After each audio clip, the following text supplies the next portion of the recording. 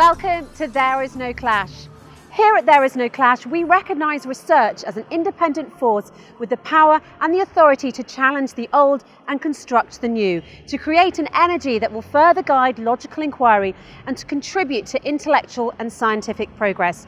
We don't claim to present the absolute truth, rather to introduce a systematic, critical overview applying what we refer to as reason, which according to an article in the International Journal of Philosophical Studies is defined as the capacity of consciously making sense of things, establishing and verifying facts, applying logic and changing or justifying practices, institutions and beliefs based on new or existing information. Our line of inquiry in this programme starts with Misr, the cradle of civilization and the land of mysteries, the land where the story of Moses and Pharaoh took place. In fact, the story of Moses and Pharaoh is one of the most repeated stories in the Quran, if not the most. According to the Quran, this story takes place in Misr. The Quran narrates what Pharaoh said, "Don't I own Misr and these rivers that are running from beneath?"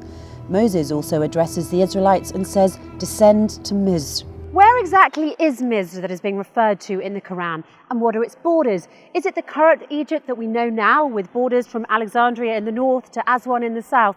Well, the short answer to this question is no. This is actually not what the Quran refers to as the land of Misr, and this is certainly not its borders. Misr means the Nile Valley. Its borders are not just from Alexandria to Aswan. Misr extends from the Mediterranean Sea all the way down to Ethiopia or the Abyssinian highlands from where the River Nile originates. These countries along this line have always been, across history, one country ruled by one king. Ancient Egyptians, Persians, Ptolemies, Romans, also the Muslim conquests, Rashidi, Umayyads, Abbasi, Fatimiyyan and Ottoman kingdoms ruled Misr as one country. These recently imposed borderlines that divided Misr to Egypt and Sudan were in place only in 1899 upon instructions from the British colony who were there at the time. This was the first and most dangerous formal division for Misr into a northern country named Egypt and a southern country named Sudan. The word Misr was mentioned 5 times in the Quran, where it came in 2 different forms. The first without nonation, meaning the homeland where Egyptians used to live. And said this who had brought him from Misr, "Don't I have the reign of Misr? You shall enter Misr." Also in another form with nonation, "You shall descend to Misran," meaning the civilized city. The reference to this civilized land, or the civilization of the Nile Valley as mentioned in the Quran, refers to the land of Egypt, Sudan, up until the Abyssinian highlands, not just Egypt. So let's try to connect the dots here. If the valley of the Nile, or Misr, that is mentioned in the Quran covers all this land long before the British conquest and its border definition in 1899, then where exactly in Misr has been the location of Moses and the Pharaoh's story? Has it been in the north of Misr towards today's Egypt, as was taught to us in the history books, or towards the south, currently known as Sudan? The Quran identifies the geographic location of the interactions between Moses and Pharaoh with extreme specificity, leaving no room for doubt. In fact, the Quran mentions 5 descriptions in its narration of Moses and Pharaoh's story: the western side, Yam, Madyun, Turwa and the Tor. The western side, the first location identified by the Quran, is where Moses learned from God that the confrontation with Pharaoh and his army is over.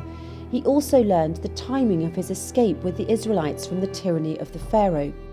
This specific location is identified as the western side of Mecca because God said to Prophet Muhammad, "And you weren't, O Muhammad, by the western side as we handled the situation with Moses, and you weren't one of the witnesses." Prophet Muhammad lived in Mecca at the time, and the western side of Mecca is northern Sudan. If anything, this tells us that the story of Moses and Pharaoh took place in what we now know as northern Sudan, or to be precise, in the southern part of Misr before the 1899 borders. By the way, it's worth noting here that back then there was not the land that is now called North Sudan. It was known as the Nubian Kingdom of Kush. Hence you can confidently say that Misr was in Egypt, Lower Misr, in addition to Kush, Upper Misr, until now the Abyssinian highlands. Kush was the home of people of dark skin called the Kushites, who built a strong civilization economically, politically and spiritually.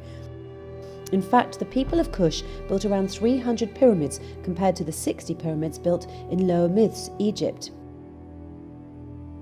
There were always disputes between Upper and Lower Misr about who would rule Misr as a whole, and indeed the Nubian Kush or Upper Misr succeeded sometimes in ruling Misr as a whole.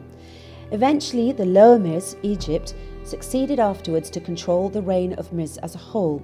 And since the story of Moses and the Pharaoh took place in the current north of Sudan, or in a more accurate description, at the southern part of Misr before the border division took place in 1899. This then means that the story of Moses and the Pharaoh took place in the land of Cush, or in the upper Mis region, and that the Pharaoh that was referred to in the Quran is a proper noun for one of the kings of Cush, or Upper Mis, that is currently north of Sudan, and not Ramses II, the king of Lower Mis, Egypt, as narrated in some history books. In the Quran, Pharaoh says, "Aren't I the ruler of Mis, and these rivers are running beneath me, can't you see?" If we refer here to Egypt, Lower Mis, as we know it today, it is only one river, the Nile. Nevertheless, the Quran is referring to Upper Mis, which has many rivers. This again implies that the story of Moses and Pharaoh took place in Upper Mis or northern Sudan. The river Al-Yam, the second location mentioned in Moses and Pharaoh's story, refers to where Pharaoh sunk with his army. Another reference to Al-Yam is where Moses' mother sent him afloat in a basket when God ordered her to do so to save him from the soldiers of the Pharaoh.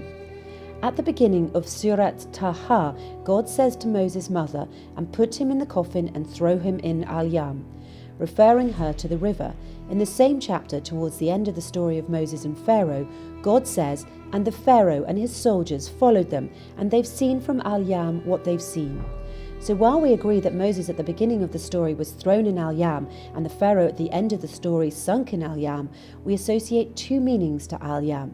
We claim that the first Al-Yam is the River Nile and contradict ourselves by saying that the second Al-Yam refers to the Red Sea, where the Pharaoh and his army supposedly met their fate. Wrong.